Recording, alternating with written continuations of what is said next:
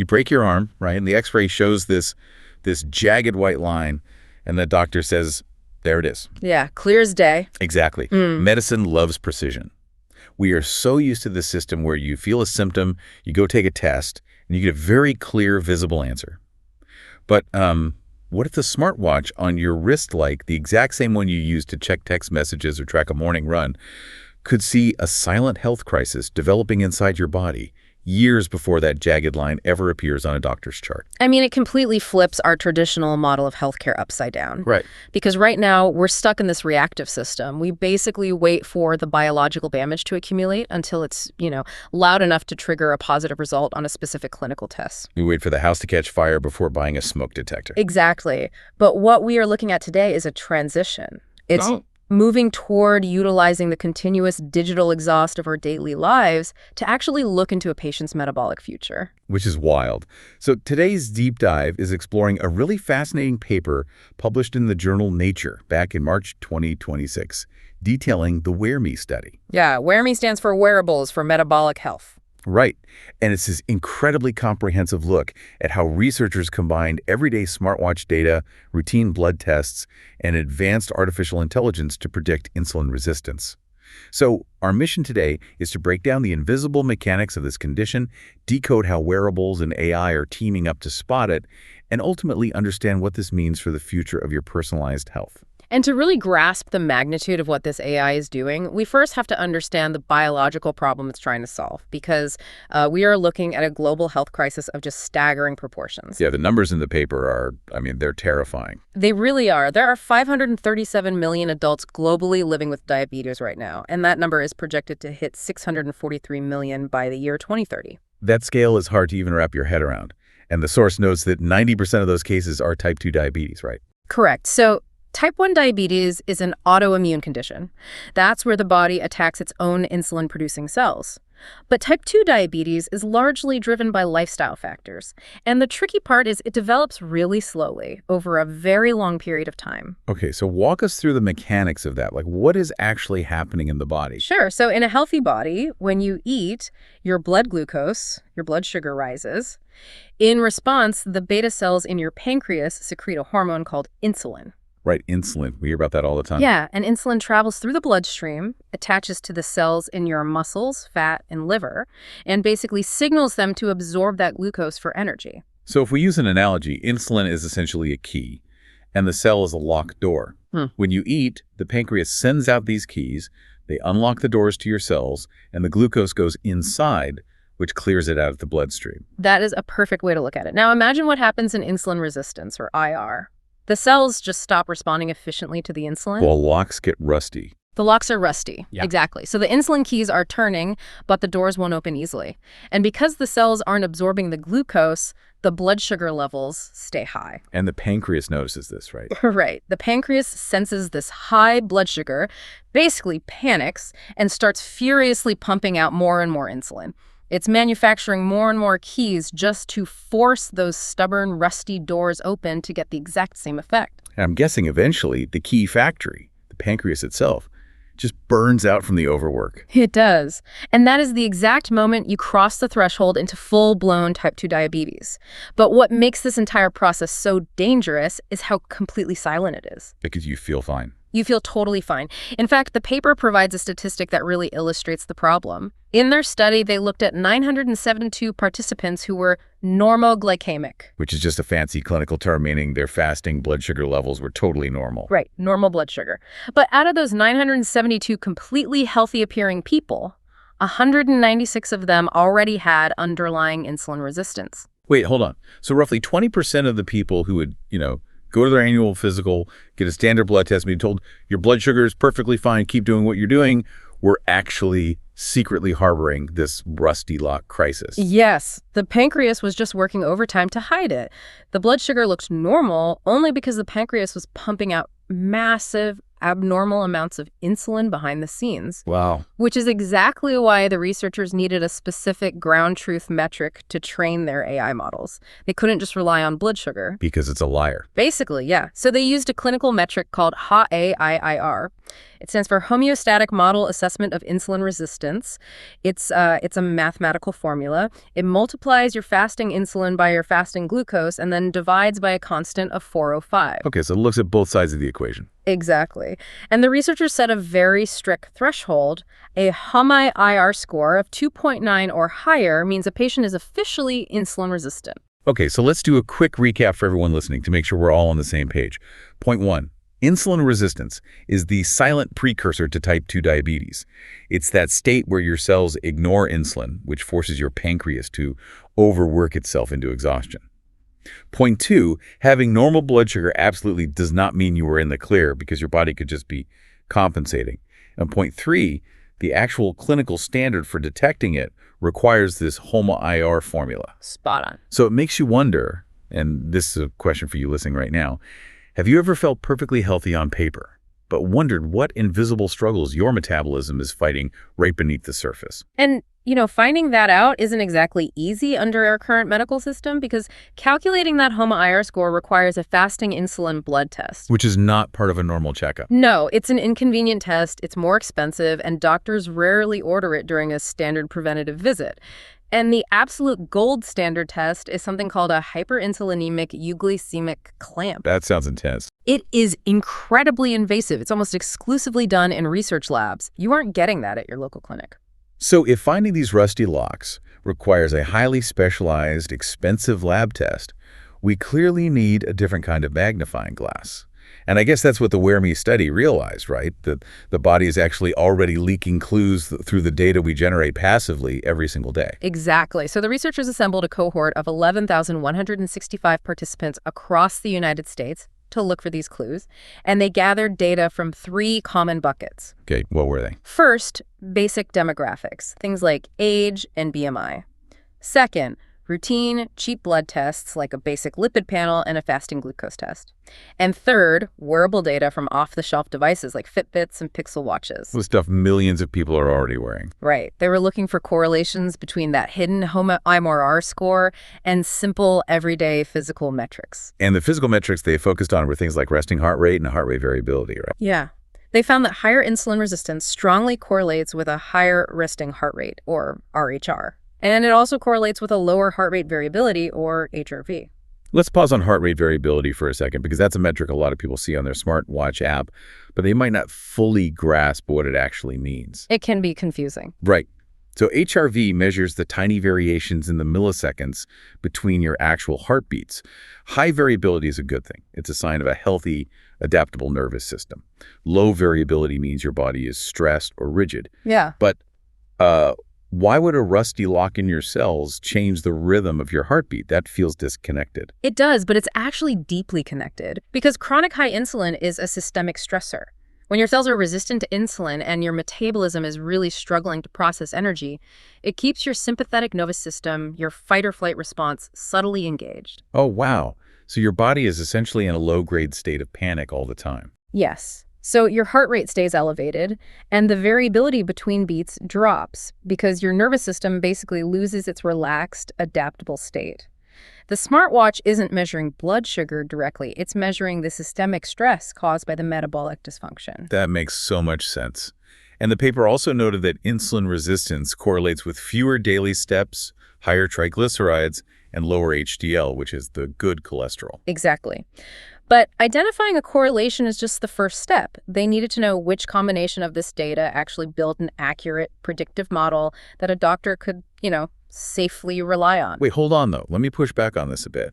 A fasting glucose test is a standard, dirt-cheap lab test. True. Why are we complicating this with smartwatch algorithms and heart rate variability? Isn't a basic blood sugar test enough to give us a solid clue? That is exactly the question the researchers asked themselves. So they conducted what is known in machine learning as an ablation study. An ablation study? Yeah, think of it like baking a cake, but systematically leaving out one ingredient at a time. So you bake one without flour, then one without eggs, then without sugar. You do this to mathematically prove exactly how much each ingredient contributes to the final structure of the cake. So they systematically removed data inputs to see how the model's accuracy degraded. Okay, so what did the cake look like when they only used fasting glucose? It was a pretty bad cake. When they built an AI model using only fasting glucose, the predictive accuracy, which is measured as an R-squared value, was only 0.31. Got a 1.0. Yes, that is a very weak model. It misses a lot of sick people, and it falsely alarms a lot of healthy people. But when they combine the wearable smartwatch data, the demographics, and a basic lipid and metabolic panel, the R-squared value jumped up to 0.50. Okay, but in real human terms, what does that jump from 0.31 to 0.50 actually mean for a patient sitting in a clinic? It means that combined model accurately identified 17% more people with hidden insulin resistance compared to the glucose-only model. And maybe even more importantly, it cut the false positives, telling perfectly healthy people they were sick almost in half. Wow. Yeah, it proved mathematically that fasting glucose alone just completely fails to capture the complex physiological dynamics of your metabolic health. Okay, time for another quick recap. Point 1. The Wear Me study used 11,165 people to find these hidden clues.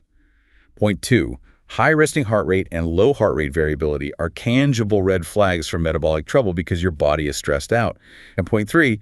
Combining everyday watch data with basic bloods is vastly superior to just checking your blood sugar alone. A huge improvement, yeah. So listener, look at your wrist right now if you're wearing a smartwatch.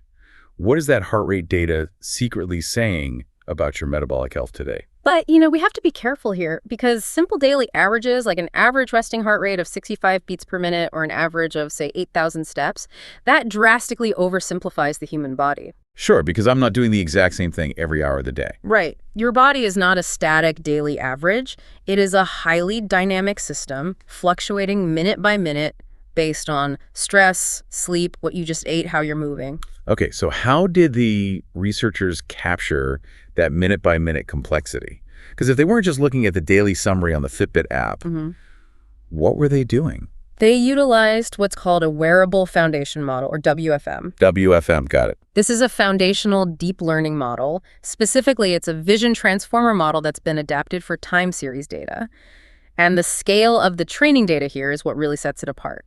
They pre-trained this WFM on 40 million hours of raw sensor data. Wait, 40 million hours? 40 million hours, collected from 1.4 million different people. That is an unbelievable amount of data. It's massive. And the AI was fed 26 different biological and environmental signals, so things like photoplethysmography. Just for heart rate, right? Right, the little green light on the back of your watch, plus accelerometers for movement, skin conductance, altimeters, temperature. And it looked at all these signals every single minute for full 24-hour cycles. By doing that, it learned the microscopic, minute-by-minute rhythms of human physiology. But practically speaking, people take their watches off. Like, they shower, they charge the battery. Doesn't missing data completely break a highly sensitive algorithm like that? Because usually, AI hates missing data. It usually does. But the researchers use a technique called a masked autoencoder to solve the missingness problem. During the pre-training phase, they intentionally hid or masked huge chunks of the data. To simulate taking the watch off. Exactly. To simulate what happens when a sensor drops out or a watch goes on the charger. Think of it like giving the AI a jigsaw puzzle, but with half the pieces missing. The AI was basically forced to learn the deep underlying physiological patterns so well that it could successfully guess the shapes of the missing pieces. Oh, I get it. Okay, so it's the difference between judging a movie by looking at a single screenshot, which is what a daily average is, versus watching the entire film. That's a great analogy. Right, the WFM watches the whole film, and it understands the plot and the characters so intimately that even if a few scenes are missing because the watch was on the charger, it still knows exactly what's going on in the story. Exactly. When it's deployed in the real world, the WFM dynamically attends only to the observed segments, and it does it without the model breaking down. And the results of this approach were highly conclusive, because they took this AI and tested it on an entirely new, independent validation cohort of 72 people. Which is the ultimate test in data science. Does your model actually work on people it has never seen before? Right. And when they added the WFM's minute-by-minute analysis to the demographic and blood data, the model achieved an AROC of 0.88. Okay, for anyone who doesn't speak data science, AUROC stands for Area Under the Receiver Operating Characteristic Curve. Basically, think of it like a grading scale for predictive models, going from 0.5 to 1.0. A 0.5 is a coin flip. A 1.0 is a psychic who is literally never wrong. So hitting in 0.88, that means this is an A-grade predictive powerhouse. It really is. And the researchers also used a specific audit tool to look inside the AI's black box and ask it exactly why it made its predictions. What did they find? This analysis revealed that when using the WFM, the wearable data became almost twice as important to the final prediction compared to when they just used simple daily averages. The AI found these complex hidden dynamics in those minute-by-minute rhythms that flat daily aggregates entirely miss. So recap time. Point 1, the WFM trained on 40 million hours of data. Point 2, it analyzes minute-by-minute patterns instead of flat daily averages. And point 3, it drastically improved prediction accuracy in a separate validation group. Nailed it. So my question for you listening, if an AI watched 40 million hours of human lives, what subtle minute-by-minute patterns in your own daily routine do you think it would notice that you completely miss? That is the big question. But having this incredible mathematical accuracy is one thing. How does a normal patient, or even a primary care doctor, actually use an AUROC of 0.88? Yeah, you can't exactly hand a patient a spreadsheet of deep learning vector embeddings. Right, which are basically just massive lists of numbers the AI uses to represent data. You hand them that and expect them to understand their metabolic health. It won't work. Yeah, if my watch just beeps and says, alert, vector embedding 384 indicates rusty locks, I'm swiping that away and ignoring the alert. Exactly. So to bridge the gap between high-level data science and actual human understanding, the researchers built what they call the IR agent. The IR agent. It's an interactive metabolic detective built on top of a large language model, specifically Gemini 2.0 Flash. But I need to be clear, it is not a standard chatbot. It utilizes something called a REACT framework. REACT stands for reason and act. Okay, so how does reason and act differ from just typing a prompt into a standard AI like we do every day? So standard AI generally just generates text based on patterns it memorized during its training. But the REACT framework interleaves internal reasoning traces, which kind of act like an internal monologue with external actions. Actions, like what? Like using a toolbox. When you ask the IR agent a question, it actively uses external tools before it answers you. It uses a Python sandbox to run the actual WFM algorithm on your specific smartwatch data. It operates mathematical calculators. It securely pulls your actual lab results. And it searches the web for verified medical literature to ground its claims. Okay, I have to admit, I'm skeptical here. Fair enough. I mean, I am terrified of a chatbot hallucinating a disease, doing the math wrong behind the scenes, and giving me incredibly dangerous medical advice. How is this actually safe for a patient to use? It's a valid concern. But the tool use in the REACT framework acts as a rigorous guardrail. Because it forces the AI to pull your actual lab numbers and run verified Python code rather than just guessing, the answers are grounded in verifiable reality.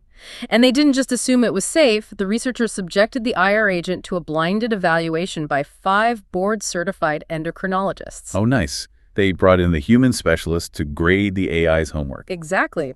They had the endocrinologists compare the IR agent against a standard medical AI using complex, real-world patient profiles. And what was the verdict? The experts preferred the IR agent 80% of the time for comprehensiveness and 92% of the time for trustworthiness.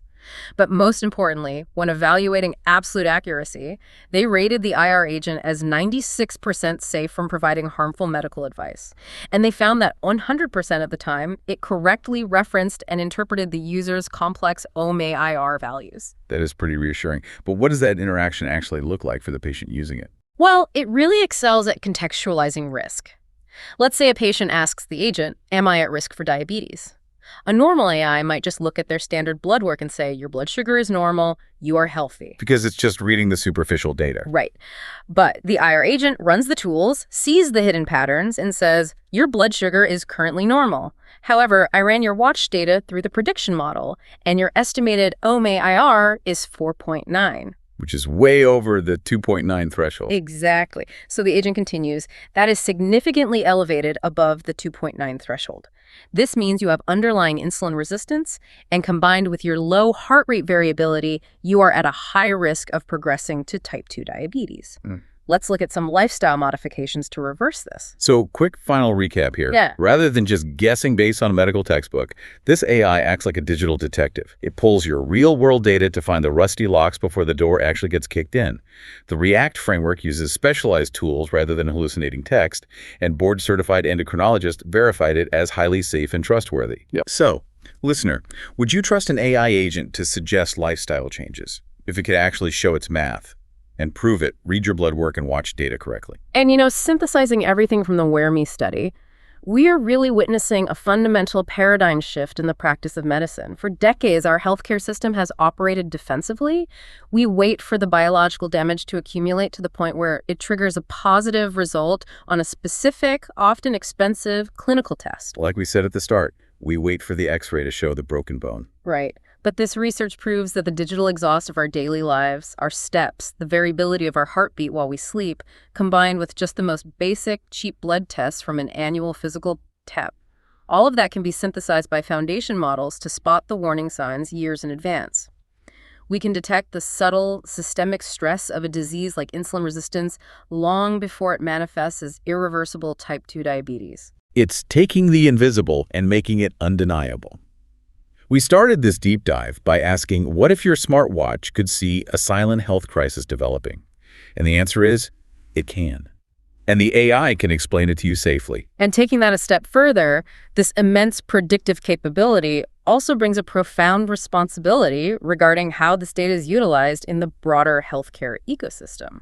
Which brings up a final lingering thought for you to mull over today.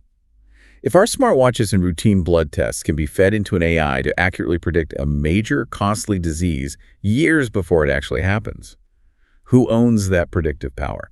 Like, will this continuous monitoring become the new mandatory standard for health insurance companies trying to assess your risk and adjust your premiums? Or will it finally give you the ultimate personalized power to reverse your own health trajectory before the damage is ever done?